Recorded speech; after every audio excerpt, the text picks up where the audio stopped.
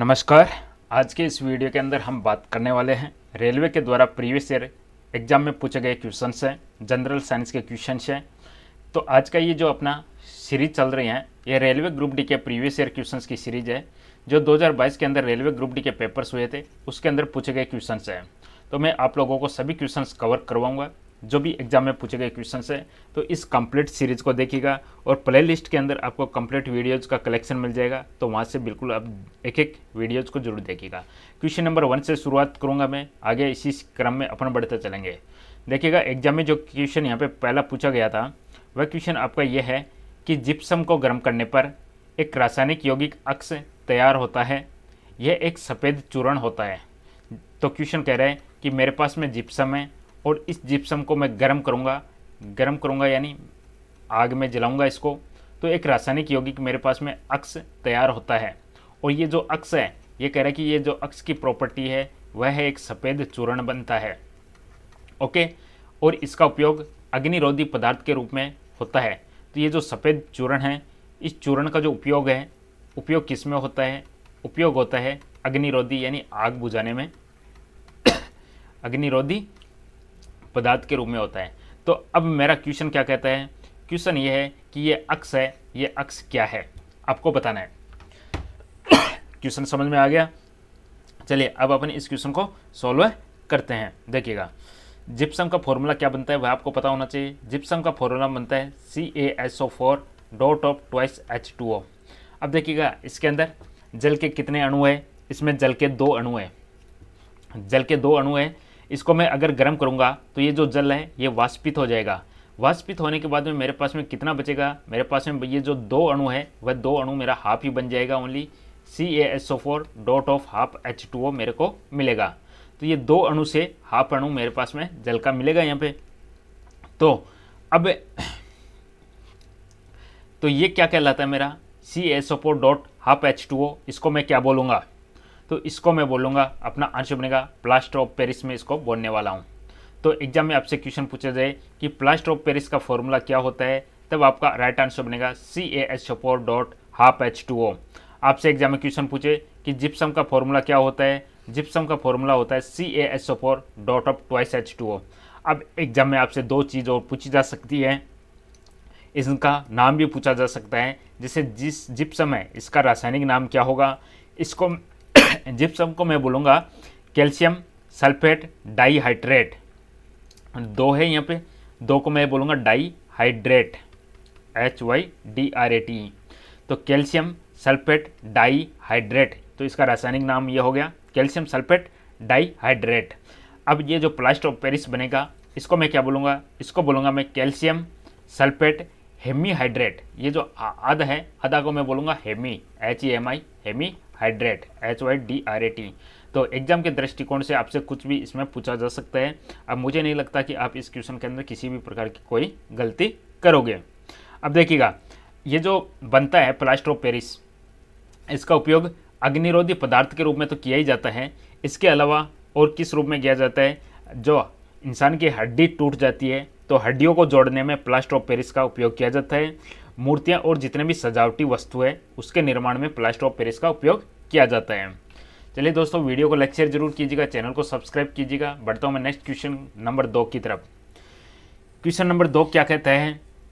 निम्न में से किस प्रकार के प्रतिबिंब पर्दे पर प्राप्त किए जा सकते हैं? अब देखिएगा 2 प्रकार के होते हैं। सबसे पहले अपन बड़े छोटे पे नहीं जाएंगे, बड़ा हो या छोटा हो उस केस में नहीं जाएंगे, नहीं बड़े पे जाएंगे नहीं छोटे पे जाएंगे। अपन जाएंगे वास्तविक और आभासी के ऊपर जाएंगे पहले। तो अपन वास्तविक को समझेंगे और आभासी को समझेंगे कि दोनों होता क्या है। बड़ा छोटा तो आप सभी जानते हो। देखिएगा किस प्रकार के प्रतिबिंब को पर्दे पर प्राप्त किए जा सकते हैं। सबसे पहले मैं आपको यहाँ पे वास्तविक के बारे में बता देता हूँ। वास्तविक इमेज क्या होती है? जैसे कि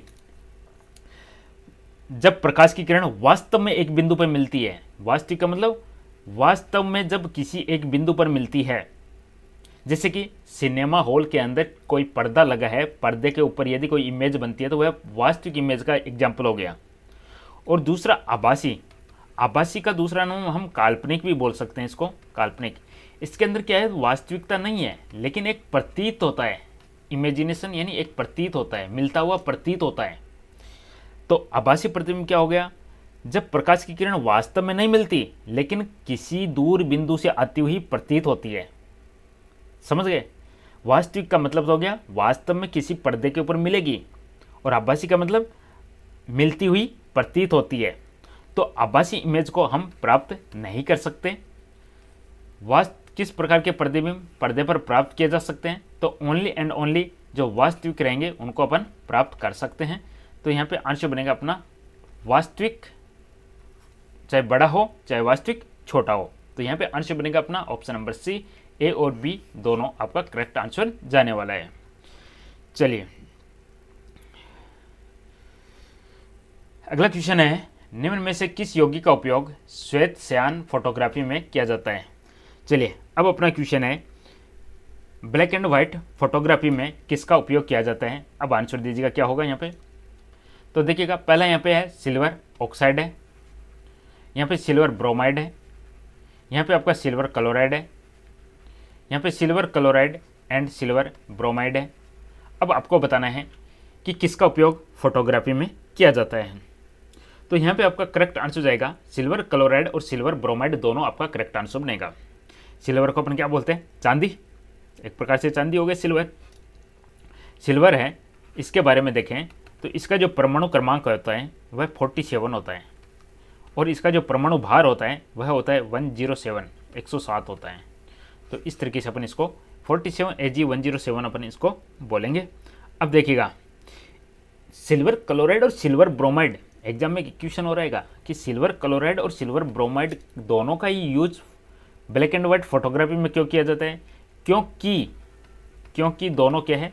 प्रकाश संवेदी, क्योंकि प्रकाश संवेदी यौगिक है। ये शब्द याद रखना आपको, प्रकाश संवेदी यौगिक है, यानी प्रकाश के संपर्क में आने पे आसानी से टूट जाते हैं। प्रकाश संवेदी यौगिक का मतलब प्रकाश के संपर्क में आते ही विघटित हो जाते हैं, इसलिए इनका उपयोग फोटोग्राफी में किया जाता है, ब्लैक एंड व्हाइट। चलिए समझ में आया? आगे बढ़ता हूँ नेक्स्ट क्वेश्चन पे। अगला क्वेश्चन यहाँ पे है, एक धारावाहिक परिनालिका के लिए इनमें से कौन सा कथन सही है? अब देखिएगा ऐसा ही एग्जाम में क्वेश्चन दोबारा से आया था, सेम क्वेश्चन आया था, बट उसमें क्या चेंजिंग कर दिया, सही है की जगह लिख दिया सही नहीं है। क्वेश्चन आपका सेम था बट इतना सा चेंज कर दिया और ऑप्शन चेंज हो गया उसका। तो एग्जाम में आपका रिपीट क्वेश्चन होता है बट आपका घुमा के रिपीट होता है। तो यहाँ पे अपन सबसे पहले देखें, एक धारावाहिक परिनालिका के लिए इनमें से कौन सा कथन सही है? देखिएगा एक मेरे पास में नलिका है जिसपे कुछ भी वायर से लपेटा हुआ है मेरे पास में, और इसमें करंट में आई फ्लो कर देता हूँ। ओके, आई करंट फ्लो हो रही है मेरी। तो जैसे मैं करंट फ्लो करूँगा, करंट कब फ्लो होगी? जब इसमें मैं कोई बैटरी जोड़ूंगा तब करंट फ्लो होगी। तो जैसे कि कोई भी धारावाहिक चालक है उसमें से यदि करंट फ्लो करूँगा तो वह एक प्रकार से चुंबक की भांति काम करेगी, और चुंबक की भांति काम करेगी तो छोटे छोटे चुंबक के टुकड़ों को आकर्षित करेगी। तो इसका उपयोग मृदु लोहे के टुकड़े को चुंबकित करने के लिए किया जा सकता है। यह छड़ चुंबक की भांति कार्य करती है, एक प्रकार से छड़ चुंबक की भांति काम करेगी। जैसे ही कोई मेरे पास में परिनालिका है, परिनालिका में एक प्रकार से किसको बोलूँगा, जो एक प्रकार से वायर से लपेटे रहते हैं उसको परिनालिका में बोलूँगा। उसमें करंट फ्लो करूँगा तो वह चुंबक की भांति काम करेगी और छोटे छोटे लोहे के टुकड़ों को आकर्षित करेगी। तो यहाँ पे आंसर बनेगा मेरा 1 और 2 दोनों सही है। अब तीसरा ऑप्शन यहाँ पे गलत है। यह रेखाएं संकेंद्रित वृत्त होती है, नहीं क्षेत्र रेखाएं। इसमें से जो भी चुंबकीय क्षेत्र की रेखाएं हैं वो एक दूसरे के समांतर होती है। चुंबकीय क्षेत्र की रेखाएं हमेशा इसके अंदर क्या होगी? समांतर होगी। तो यहाँ पे संकेंद्रित शब्द ना होके यहाँ पे शब्द आएगा समांतर, इसलिए ये सही हो जाता है। समझ में? क्योंकि आपको भी पता है नॉर्थ और साउथ के बीच में चुंबकीय क्षेत्र की रेखाएं पैरेलल होती है एक दूसरे के। अब देखिएगा इसके ऊपर एग्जाम में और क्या क्वेश्चन आ सकता है। यदि कोई परिनालिका है, इसमें परिनालिका है, इस परिनालिका में नंबर ऑफ टर्न्स n है, फेरों की संख्या यदि n मान लेता हूँ मैं, n इसको हम फेरों की संख्या मान लेते हैं, और l इसकी लंबाई मान लेता हूँ मैं, लंबाई। तो स्मॉल n हो जाता है इसमें n/l। एक तो ये ध्यान में रखना, पर टर्न्स आ गया, पर लेंथ, इसका जो number of turns per length, per unit length n/l आ गया। सब फेरों में लंबाई का मैंने भाग दे दिया। और इसमें से यदि करंट आई फ्लो हो रही है, आई करंट फ्लो हो रही है, तो जो चुंबकीय क्षेत्र होगा वह दिया जाएगा B बराबर μ0 से दिया जाएगा, μ0 से दिया जाएगा चुंबकीय क्षेत्र। ये फॉर्मूला ध्यान में रखना, न्यूमेरिकल भी आपको देखने को मिल सकता है। अब यहाँ पे जो μ0 है इसकी वैल्यू होती है 1.26 × 10⁻⁻6 टेस्ला पर मीटर। अगला क्वेश्चन है एड्स का पूरा नाम क्या है, बताइएगा। तो यहाँ पे आंसर बनेगा एक्वायर्ड इम्यूनोडेफिशिएंसी सिंड्रोम। आपका सही जवाब बनेगा ऑप्शन नंबर डी। ये किसके कारण होता है? ये HIV वायरस के कारण होता है, ह्यूमन इम्यूनोडेफिशिएंसी वायरस। HIV का पूरा नाम हो जाएगा human immunodeficiency virus. AIDS day कब मनाया जाता है? 1 दिसंबर को मनाया जाता है एड्स डे। न्यूजीलैंड के अष्टक नियम में पहला तत्व है और अंतिम तत्व है। तो ज्ञात तत्व बताना है कि पहला तत्व क्या है और अंतिम तत्व क्या है। तो सबसे पहले तो हम न्यूजीलैंड का अष्टक नियम को हम समझने वाले हैं। न्यूजीलैंड का अष्टक नियम क्या कहते हैं? यदि आवर्त सारणी के अंदर तत्वों को, कोई भी आवर्त सारणी है, उस आवर्त सारणी में तत्व है, उन तत्वों को परमाणु द्रव्यमान, ध्यान में रखना, परमाणु द्रव्यमान शब्द मैंने लिखा है, ये शब्द ध्यान में रखिएगा, एग्जाम में इस पे भी क्वेश्चन आता है। न्यूजीलैंड का अष्टक नियम कहता है कि आवर्त सारणी में तत्व को उनके परमाणु द्रव्यमान के बढ़ते क्रम में व्यवस्थित करते हैं। इसके मैं बढ़ते क्रम में व्यवस्थित करूंगा तो क्या होगा? तो पहला तत्व है अष्टक, यानी पहला तत्व है और 8वां तत्व है गुण में समान होंगे, यानी इसके जो गुण होंगे वो के वो सब गुण 8वें तत्व के होंगे। समझ में आया न्यूजीलैंड का अष्टक नियम क्या कहता है? न्यूजीलैंड का अष्टक नियम कहता है जब आवर्त सारणी में जितने भी तत्व है उनको परमाणु द्रव्यमान का बढ़ता क्रम में मैं अगर व्यवस्थित करूं तो पहले तत्व का गुण 8वें तत्व का गुण का बराबर हुए या पुनरावृत्ति होगी। यही कहलाता है न्यूजीलैंड का अष्टक नियम। अब देखिएगा इसने पहला तत्व कौन सा लिया और लास्ट तत्व कौन सा लिया। तो इसने न्यूजीलैंड का अष्टक नियम, न्यूजीलैंड वैज्ञानिक का नाम था जॉन न्यूलैंड जिसका नाम था, तो उसने हाइड्रोजन से शुरू किया। तो पहला तत्व तो हो गया इसका हाइड्रोजन, और जो लास्ट तत्व था वह था थोरियम। तो यहाँ पे आंसर बनेगा हाइड्रोजन और थोरियम। अब अपन थोड़ा सा इनके बारे में और देख लेते हैं। हाइड्रोजन और थोरियम, थोरियम है, इसका परमाणु क्रमांक क्या है? थोरियम का परमाणु क्रमांक था 56। ये भी आपको ध्यान में रखना है, एग्जाम में आपसे इसका परमाणु क्रमांक पूछ लिया जाएगा। और पहला तत्व था हाइड्रोजन। हाइड्रोजन बढ़े अगले क्वेश्चन की तरफ।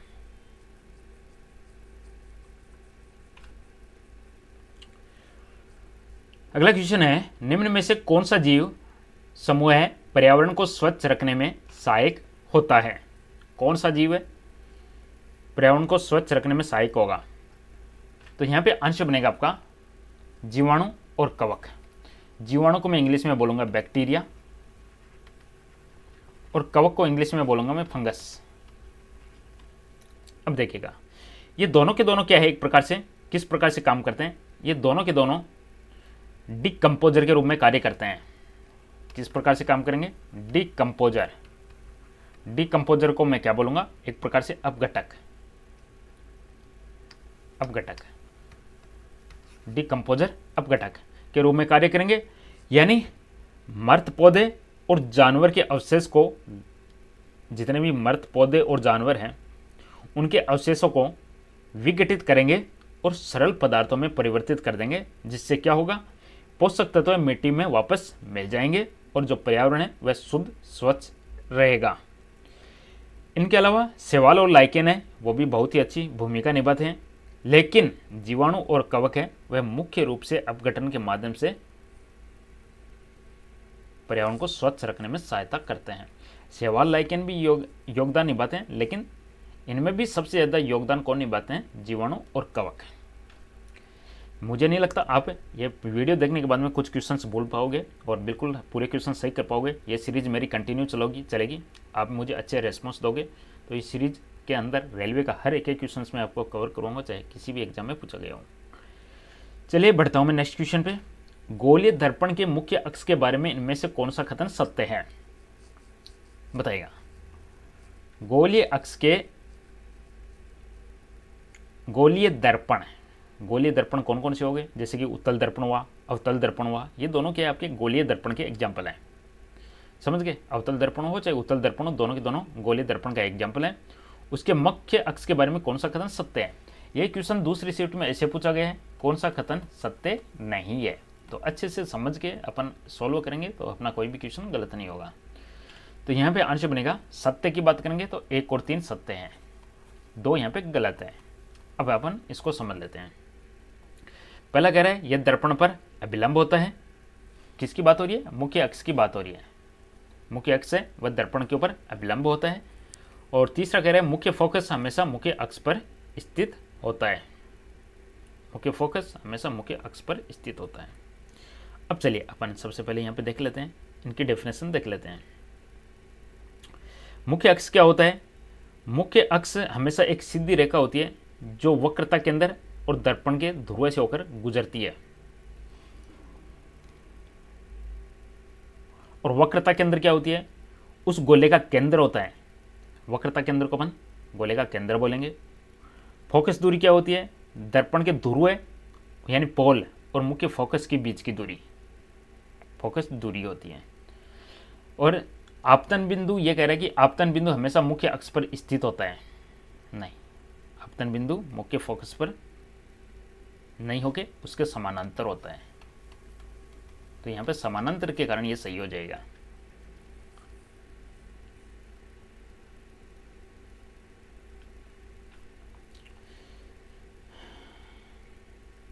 अगला क्वेश्चन है, कशेरुकियों की यकृत कोशिकाओं में SEF द्वारा कौन सा महत्वपूर्ण कार्य किया जाता है? अब यहाँ पे सबसे पहले SEF का भी पूरा नाम आपसे एग्जाम में पूछ लिया जा सकता है। SEF क्या है? इसका पूरा नाम है स्मूथ एंडोप्लाज्मिक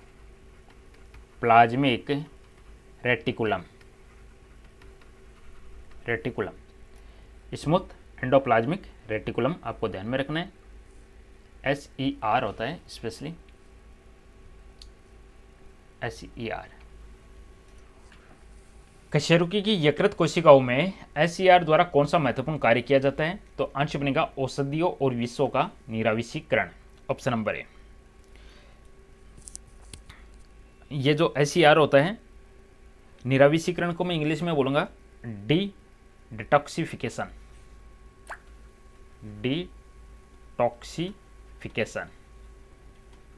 जितने भी मेडिसिन है या विष है उन सब का क्या करेगा? डिटॉक्सिफिकेशन करेगा।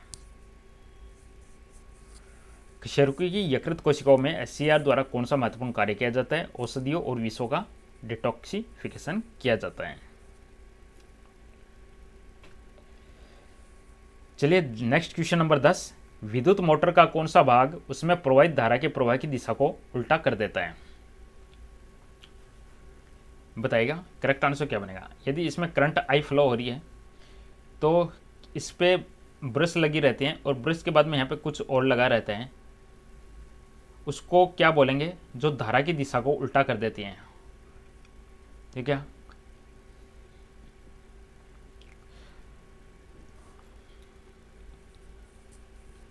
एक होता है मोटर होता है, एक होता है जनरेटर होता है। एक तो इलेक्ट्रिकल एनर्जी को मैकेनिकल एनर्जी में कन्वर्ट करता है, एक इसका अपोजिट होता है, मैकेनिकल एनर्जी को इलेक्ट्रिकल एनर्जी में कन्वर्ट करता है। मोटर क्या करेगी?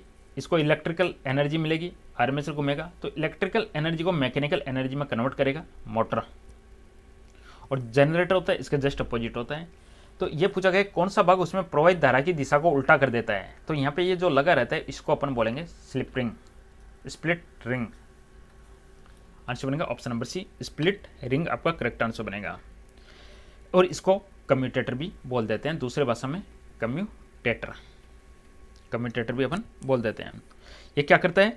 इसके अंदर प्रवाहित जो भी धारा है उसकी दिशा को उल्टा कर देता है। क्यों उल्टा कर देता है? क्योंकि ये जो इस तरीके से करंट फ्लो होती है अपनी, तो ये जो फर्स्ट पार्ट की करंट फ्लो हो गई, लेकिन जैसे ही नेगेटिव करंट आती है तो ये जो अपोजिट वाला है इसकी डायरेक्शन को बदल देती है।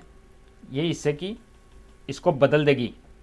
तो बदलने से क्या होगा, तो इसके अंदर जो भी कुंडली है मोटर के अंदर वह एक ही दिशा में घूमती रहेगी। तो ये स्प्लिट रिंग क्या करेगी, स्प्लिट रिंग यानी आधे चक्कर के बाद धारा की दिशा को उल्टा कर देती है। तो दोस्तों ये मैं 10 क्वेश्चन पर ये वीडियो को समाप्त करूंगा। नेक्स्ट 11 से स्टार्ट करूंगा क्वेश्चंस। आपका रेस्पॉन्स आता चलेगा तो मैं क्वेश्चंस की संख्या भी बढ़ा दूंगा। वीडियो को तब तक के लिए विराम देता हूँ यहाँ पे, फिर मिलूंगा मैं नेक्स्ट दूसरे वीडियो के साथ में, नेक्स्ट पार्ट के साथ में। कंप्लीट आपको क्वेश्चंस कवर करवाऊंगा यहाँ पे, जो जो एग्जाम में पूछे गए क्वेश्चंस है। चलिए तब तक के लिए आप सभी का धन्यवाद। वीडियो को लाइक शेयर दबा के कीजिएगा, चैनल को सब्सक्राइब कीजिएगा। Thank you.